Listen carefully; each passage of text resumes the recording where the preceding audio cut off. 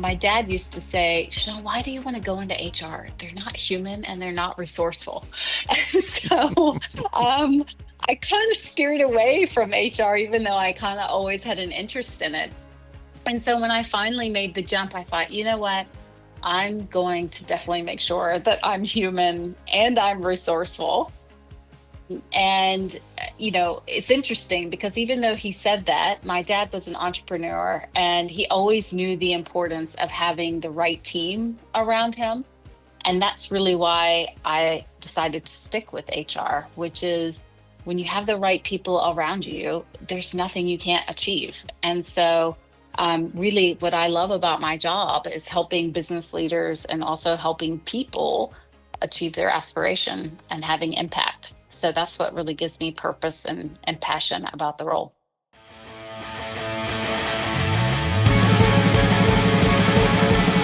got all things situated. The mathematics were calculated.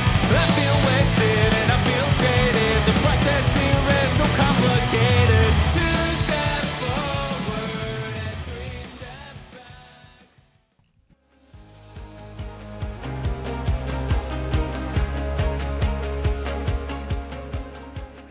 Hey all, welcome back to the Career Jigsaw podcast. I am your host, Tony Volpicello, and as always, absolutely thrilled you took the time to listen to us today. Season 3 continues, so without further ado, let's dive in. In our first episode this season, we had a recruiter interview, and now today we're covering all of our people bases by interviewing an HR executive. My guest today is Chanel Leitch, who I had the pleasure of working with in a previous company. Her passion for people and commitment to the company are second to none. When she heard about the podcast, she immediately volunteered to be a part, and I immediately took her up on the offer. Chanel, thanks for joining the podcast today. Tell our listeners a little bit more about you. Well, first of all, Tony, thanks so much for letting me join. And it's just so nice to be reconnected with you again after all these years. It's just brings back very fond memories of our time together.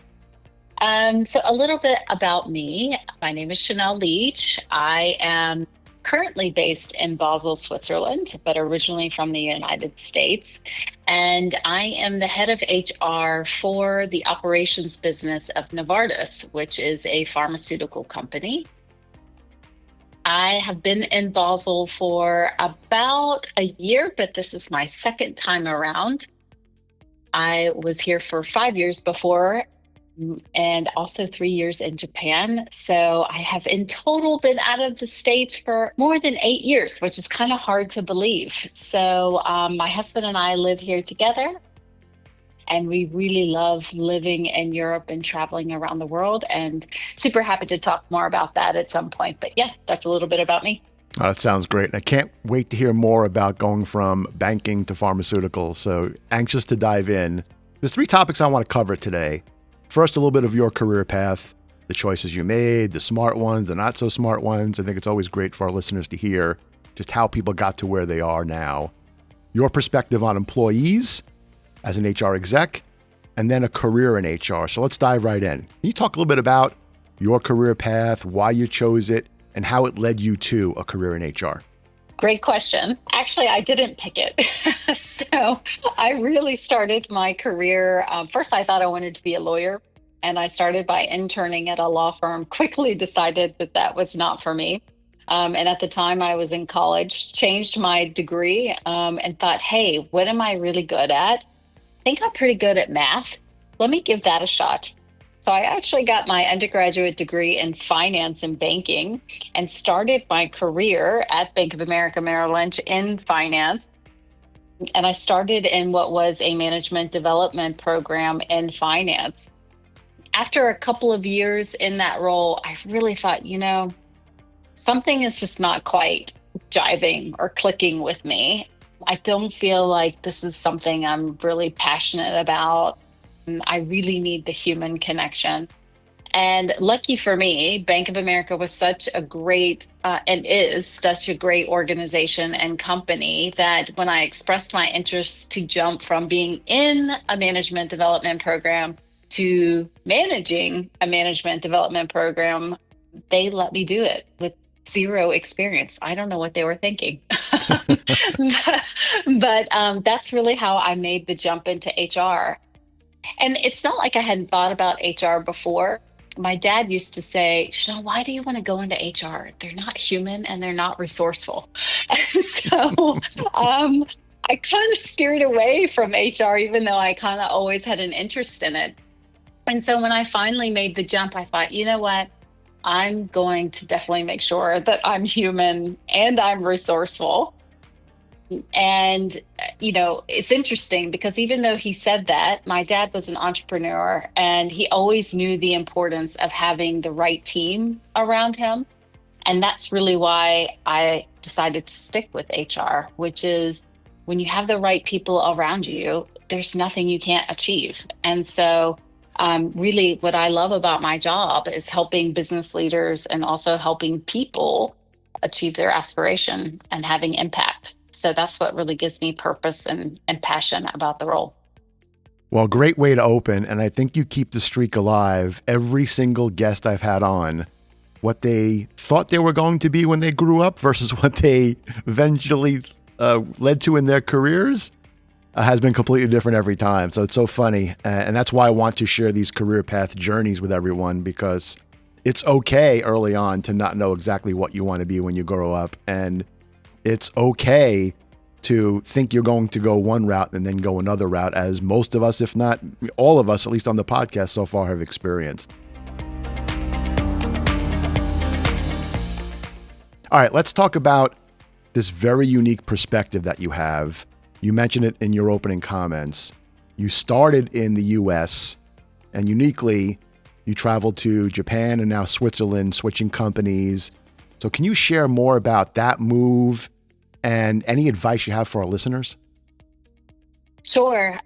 I've kind of built my career maybe a bit unintentionally and then later on a bit more intentionally so that it's quite diverse and that I could differentiate myself. And I personally have done that by selecting different industries, different countries, global and local experiences, different types of business units, so commercial operations. I've also, within the HR field, gone from being a generalist to being a specialist and back and forth. So I've really built my career around trying to be somewhat differentiated, because I think the more you're differentiated, the more unique you are as a talent, and the more that you can really show how you bring something different than maybe those around you. But I also just feel like it makes you a more well-rounded human being. And so, I've kind of always been a little bit of a black sheep, so to speak. Growing up, when I was 8 years old, I wanted to be a business owner or a CEO in Paris. Don't ask me where that came from. I have absolutely no idea. In fact, nobody in my family had ever left the United States at that time. And they used to just kind of look at me like, who is this little girl and where did she come from? So maybe somewhere there's always been a little bit of something that's been bred in me, or that's, always been a part of me. But I do think there is something to the power of belief and how, believing something, even if it's just an idea or a wish, can really come true in life if you believe in it enough. But nonetheless, so when I was in college, I had the opportunity to do a study abroad, first in Europe. But then when I was a senior in college, I got selected to be a part of a fairly prestigious program at that time, which was called the Holland Fellows, that allowed you to do an exchange in China. And at the time, China was really up and coming, not to date myself very much, but was really expected to be this major powerhouse in the world. And we were doing a lot of exchange with China. So I had the opportunity to go spend some time in China, also learn a little bit of Mandarin, which I remember none of. And I have to say that opportunity just blew my mind wide open, because I really figured out there's so much more to this world than what I know, and so much opportunity to explore. And so I had been working for almost 15 years in the States at Bank of America Merrill Lynch when, candidly, a LinkedIn post changed my life.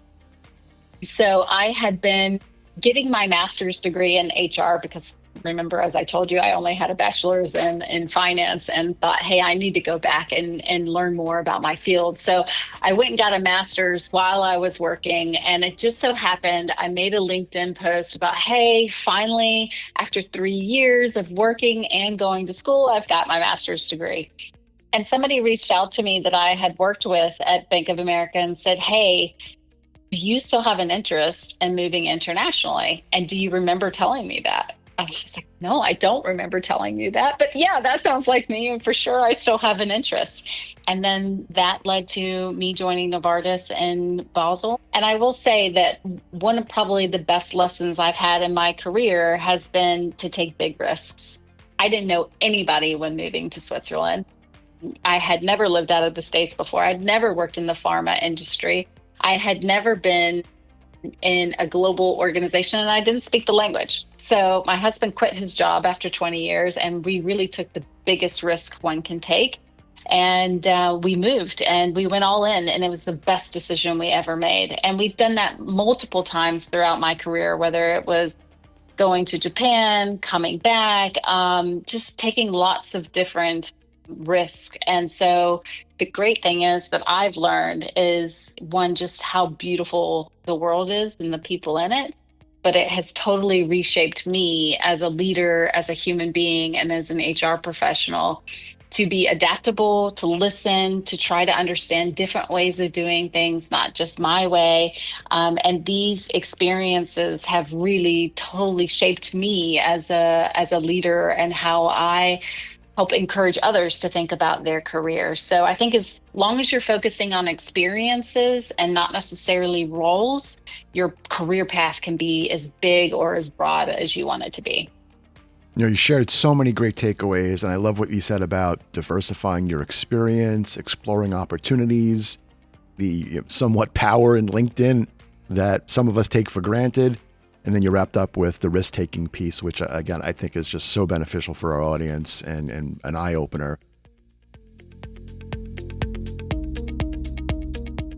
So we introduced you as an HR exec. I'm going to put you on the spot for a moment.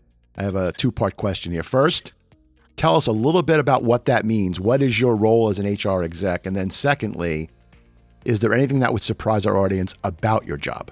Gosh, it's hard to sum up a role, right? But it's very broad and vast, which may surprise people actually. But I see my role as one, creating a people and culture strategy for the business that I support, which is operations. And that means, how do we get the right talent in the right place at the right time? And how do we ensure that we have the right capabilities for the future? Within that, of course, comes all sorts of things, not just the strategy itself, but the execution of it. I lead a team of about 120 people all around the world. We have offices in both manufacturing site locations as well as our enterprise functions and more than 43 countries. So it is quite vast and wide. And maybe that's the first thing that might surprise people, which is HR goes beyond much more than hiring and firing, which is what I think most people think about when they think of HR. Mm-hmm. It includes everything from strategic planning, org design, capability building, talent development, employee relations, legal compliance, you name it. Maybe the other thing that people might find interesting is, as I've grown in my career, you meet a lot of different kind of people in this job. And that's the really fantastic thing about it. You also meet a lot of people who think HR is super easy and anybody could do it, which maybe there's some truth to it. It's not rocket science by any means, but we operate in the gray zone a lot. And, in my job, and I think any senior leader's job, there's no right or wrong answer. And so you're constantly having to navigate professional issues, personal issues, interpersonal conflicts, and that's at any level within the organization. So just because you face off or deal with senior leaders, you're dealing with those same challenges as well. The final one is HR truly has an impact on the bottom line and the business outcomes. So a lot of my role is about, how do we continuously transform the business? How do we execute against the business strategy from a people and a culture perspective to actually realize our aspirations? And that is both the joy and also the challenge of the role as well. Yeah, I think the execution piece is probably what everyone assumed your role is, but I think the influencing HR across the company, and I'll quote you, kind of that operating in the gray as well, too, is where the expertise really comes in. So what do you love most about the job? Oh my goodness. There is nothing more fulfilling than somebody coming up to you and saying, you helped me do XYZ and it made a difference in my career, in my life, whatever. That is probably the best thing that somebody can say to me. And if you're lucky, you hear it a few times. And if you're really, really lucky, you hear it on a regular basis. But what I also love about my job is sometimes I have to do the thing that nobody else wants to do, which is sometimes I have to give the tough love or the tough feedback, or have to challenge people in ways that they don't want to be challenged. And not everybody takes you up on that, right? Not everybody sees the benefit of it. But man, when you do, it's super gratifying. And Anna Colton, who you had on your podcast a few weeks ago, she was one of my, what I would say, personal mentors, whether she knew it or not. But she used to say something to the effect of, are you trying to build a resume? Or are you trying to build a eulogy? Or are you trying to leave a legacy?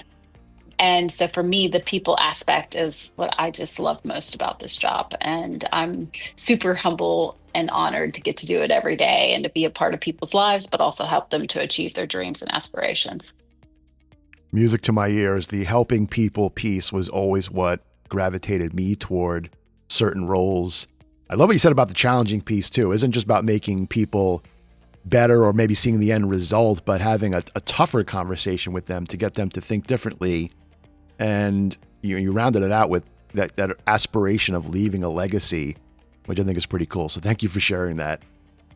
I've come across, both in my old career and now my part-time career as a podcast host, many who are looking to seek a career in HR. What advice do you have for that audience?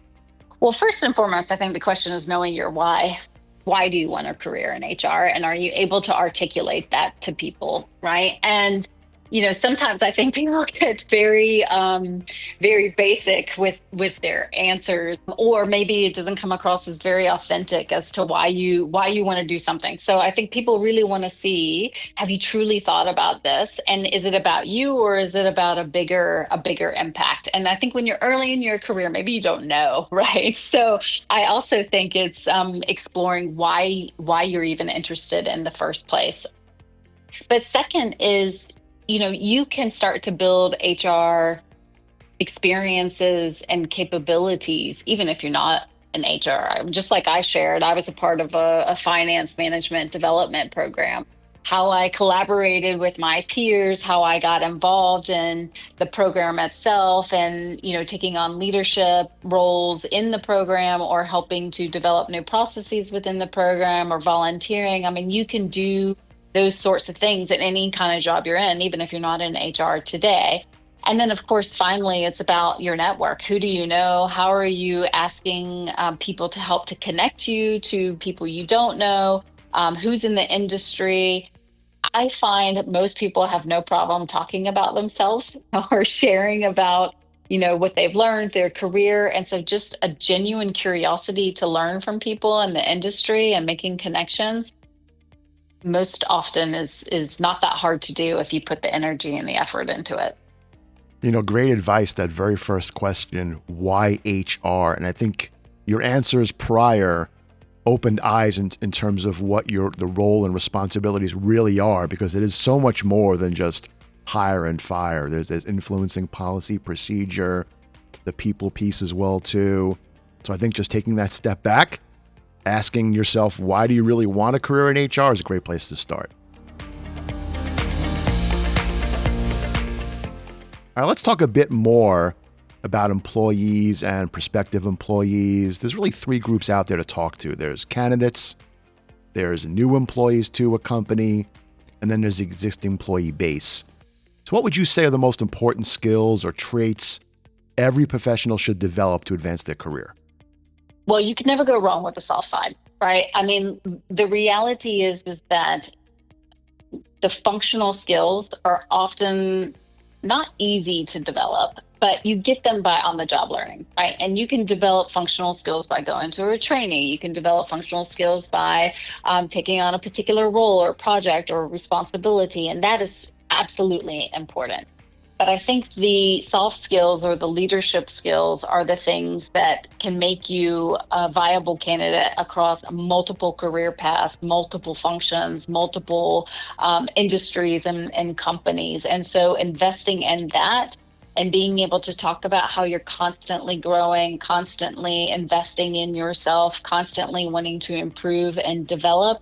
These are the things that I think help set apart candidates, whether you're an existing employee in a company looking for another role, a step up, a step, to the side, or whether you're a new candidate who's looking for a new opportunity.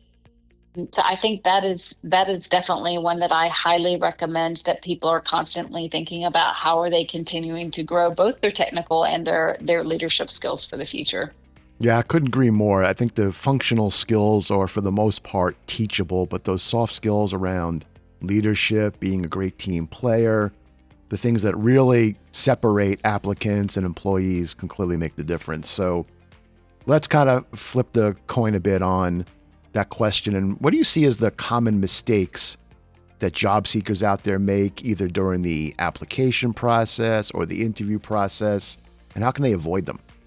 I love this question because I interview people at all levels today, from the most senior, well, not so much junior anymore, but I used to. I used to do a lot of more junior hiring, and it's funny, but you see some of the same mistakes no matter how far people have come in their career.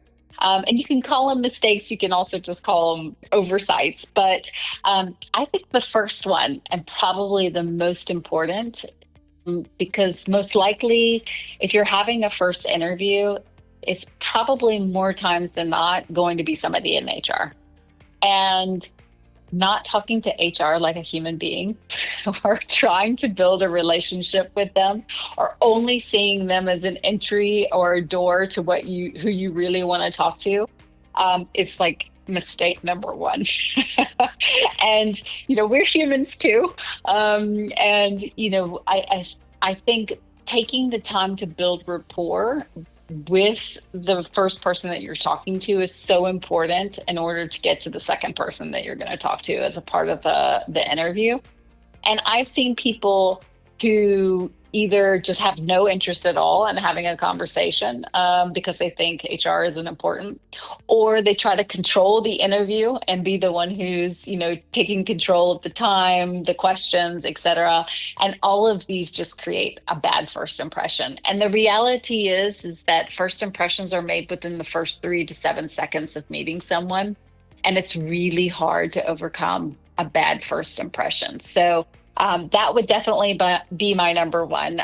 Number two is probably talking too much or not knowing how to succinctly answer questions. And there's an old model that somebody taught me in school that I still use to this day, which is the STAR model. So what was the situation, the task, the action, and the result, as a part of giving an example of a time when you've done XYZ. If you can give your answer in that model or a similar model to help you to be to the point, to really focus on the outcomes and the impact, and come across as succinct and having your thought process in a very structured but also impactful manner, just helps you look like you've thought through what you've done, the impact it's had, and you're able to articulate it in an easy way for people to understand without going on and on and on for several minutes and people's mind trailing off, right? And then maybe if I just gave one more, which is, almost all interviews end with, well, what questions do you have for me? And the worst thing you can do is either one, not have a question, or two, ask the same boring question that everyone asks. What does it take to be successful in this job? Or, whatever it is, right? I think the more you can differentiate yourself and ask really intriguing, curious questions, and, now with Gen AI and ChatGPT and all these things out there, it's very easy to come up with one. Show that you've done your homework on the company, show that you understand what they're looking for, show that you've been listening in the interview, and ask us something that's really thought provoking and that makes people go, wow, okay, yeah, that's a really great question, because you'll leave a lasting impression. You know what I love about your advice is how anyone can do it. It's so actionable. I mean, building a rapport with the first person you interface with, whether it's HR or a recruiter. And by the way, listeners, go back to episode 1 of this season. Our interview with a recruiter, we talk exactly about that. Can be a home run. Talking too much and having a framework for how you answer a question, and I'm a big believer in the STAR framework as well too. Again, if you prepare for it, you'll answer your questions more crisply. They'll have a beginning, a middle, and an end. You won't ramble on forever, as you just said. And then how could you not have good questions in return? And again, to your point, ChatGPT it if you have to, but there are ways to ask insightful, thoughtful questions. So again, great advice. Thanks for sharing it. That wraps up this episode, but the conversation isn't over yet. This was just part 1 of my 2-part discussion with HR executive Chanel Leitch. Be sure to check out part 2, available now. Thanks for tuning in, and I'll see you in the next episode. We